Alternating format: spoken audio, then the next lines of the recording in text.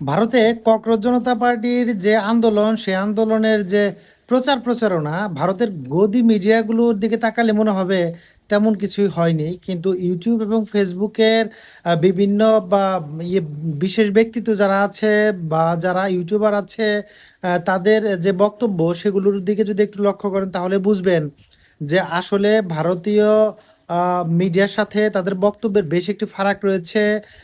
অন্যদিকে আমাদের বাংলাদেশের যে মিডিয়া আছে তাদের প্রচারণার মধ্যেও একটি তফাৎ রয়েছে।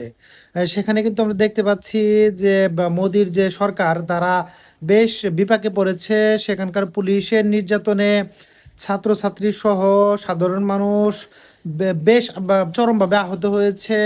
তো এখন থমথমে অবস্থা বিরাজ করছে। সরকার পক্ষ বা পুলিশের পক্ষ থেকে অথবা ছাত্রছাত্রীদের পক্ষ থেকেও কোনো নতুন দফা ঘোষণা করা হয় নাই। তবে যদি সরকার কোনো পদক্ষেপ না নেয় বা যাদের যাদের মূলত পদত্যাগের জন্য বারবার দাবি জানিয়ে আসছে আন্দোলনকারীরা, তারা যদি পদত্যাগ না করে এবং সরকার যদি তাদের অবস্থানের কোনো পরিবর্তন না করে, তাহলে এই আন্দোলন সরকার পতনের আন্দোলনেও মোড় নিতে পারে। কারণ আমরা দেখছি মমতা ব্যানার্জিকেও এই ককরোচ জনতা পার্টির আন্দোলনে যোগ দিতে এবং ধীরে ধীরে কিন্তু তাদের যে পাল্লা সেটি কিন্তু ভারী হচ্ছে।